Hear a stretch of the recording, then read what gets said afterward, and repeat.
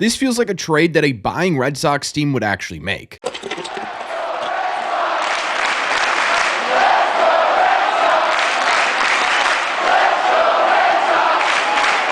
What is going on, everybody? Welcome back to Red Seat Radio. My name is Corbin, and so far when we've been talking about the Red Sox trade deadline and the possibility of them being buyers, we've sort of been talking about best case scenarios, right? The guys that, if they were traded for, would send Red Sox fans into an absolute frenzy. However, these are also players that feel like a bit of an unrealistic option, especially with where the Red Sox are at right now in terms of budget and what their mentality is on the 2024 season. However, today's going to be a little bit different because today we're going to be going over a trade possibility that actually does make sense for this Red Sox team and could be a realistic option if the Red Sox end up buying at this year's deadline. However, before we get into that, again, like I've been saying the last couple of videos, the highlights in this video are going to be, well, a little bit different, mostly because MLB right now refuses to allow me to use their content in these videos, making it a bit difficult to show you guys the highlights I would normally show you. We are still going to push through though and still bring you guys the best content possible. Thank you all very much for clicking on this one.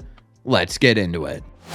Now, the trade target we are talking about today was brought up over the last couple of days in an article on clutchpoints.com where they detailed what they think the Red Sox should do at this year's deadline, and the target they named in this article was national starting pitcher Trevor Williams. Now, Williams, over the course of his career so far prior to this season, hasn't exactly been the most stellar starting pitcher in baseball. In fact, over his first 8 years in Major League Baseball, he has just a 4.48 ERA with a 4.66 FIP, a bit higher than his ERA, but nothing super crazy, a whip of 1.387. He's never really been a big strikeout guy with a career 7.3 strikeouts per 9 innings, and has been about average when it comes to his walk rate with 3 per 9, all leading to a 98 ERA plus, about 7% worse than the average pitcher in the league during that time span. It's nothing too crazy, right? He's nothing really bad. He's certainly nothing really good. So far throughout his career,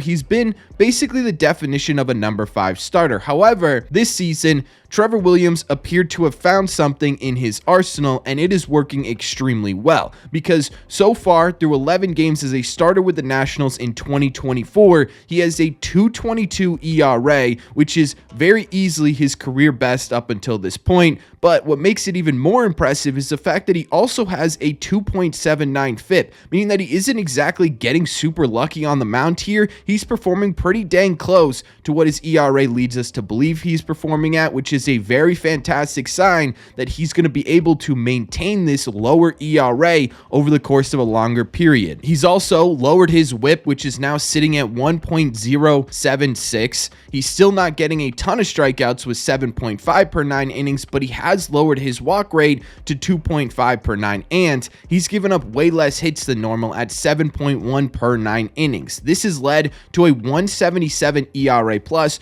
or about 77% better than the average pitcher in Major League Baseball so far this year. What has also been really impressive about Trevor Williams' 2024 campaign so far is that despite having one of the slowest average fastball speeds amongst starters at just 88.7 miles an hour, it is one of the most valuable fastballs in the sport, sitting in the 97th percentile in fastball run value, basically meaning if you took a numeric value for every fastball that Trevor Williams pitches, only 3% of fastballs in Major League Baseball are more valuable than Trevor Williams so far this year, with opponents hitting just 209 off of it and slugging a mere 297. He's also sort of reinvented his sweeper this season and has really started to utilize it a whole lot more in his arsenal, and this has been his put-away pitch with a whiff rate of 46% and an opponent slug of just 143. Basically, he sort of reinvented himself on the mound, and it is working out absolutely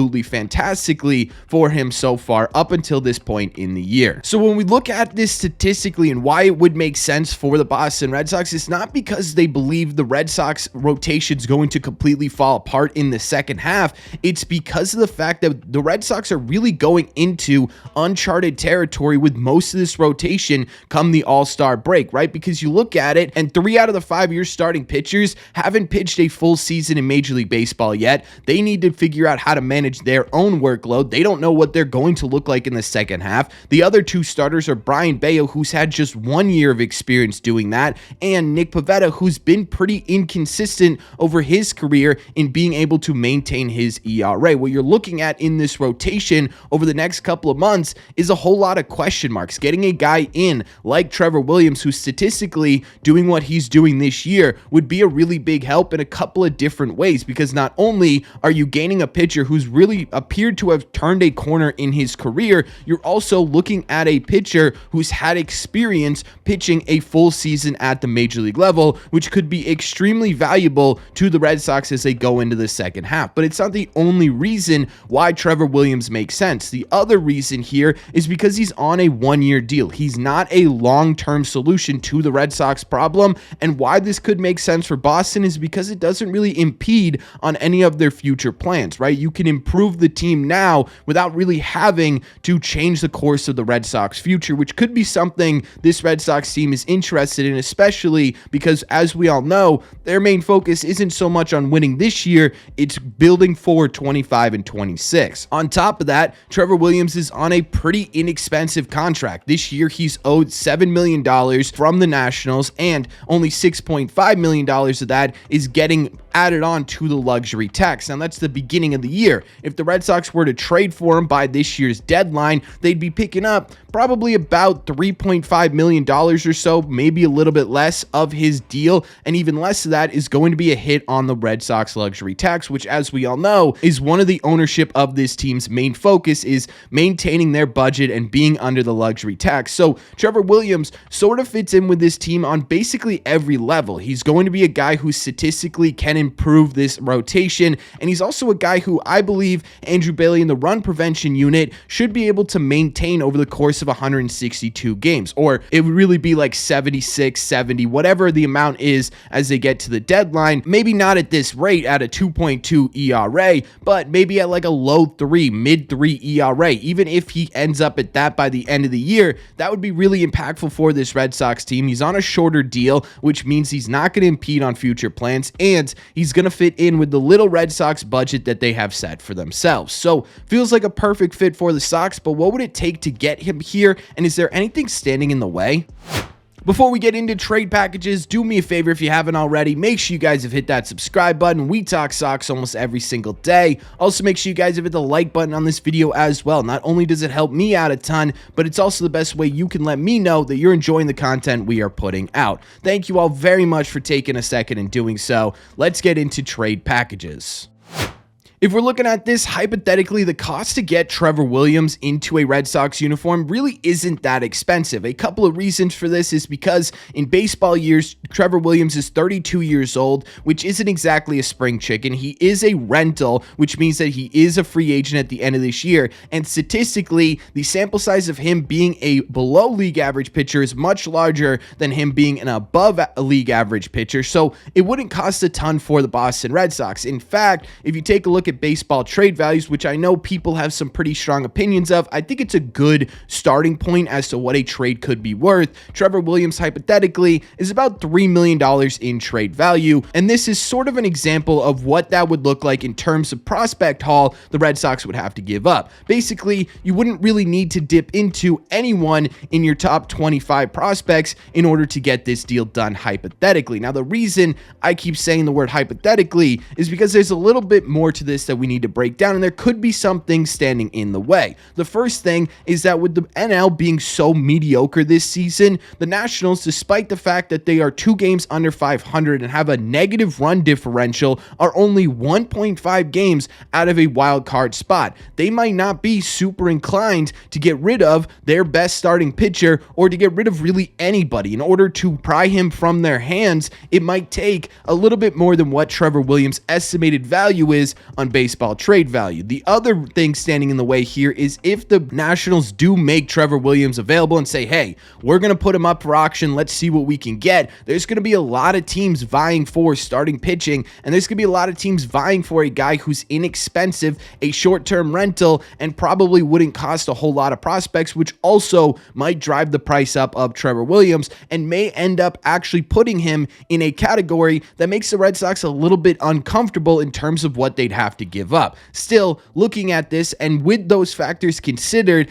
I think even at his highest value, Trevor Williams isn't going to be a guy where the Red Sox need to make a tough decision on who they are going to give up. This isn't going to be a guy who's going to alter the future of the Red Sox. It's not going to be a guy who's going to completely veer them from the course that they're on right now, even if his trade value goes up to say they need to go into the back end of their top 25 prospects. I think that's still a reasonable thing for the Red Sox to consider, even if it is giving them a bit more value than he's actually worth because of what he would do for the Red Sox and because of the fact that he's not really going to affect the Red Sox future plans. Overall, looking at this trade in general, personally, would I want the Red Sox to go after Trevor Williams over a guy like a Garrett Crochet or a Jesus Luzardo who's just put on the IL anyways, a guy who would alter the future of the Boston Red Sox in a very big way? No, right? Of course I want them to go after the big fish. Of course I want them to make a big splash. However, do I think that's going to be a realistic thing for the Red Sox at this year's deadline?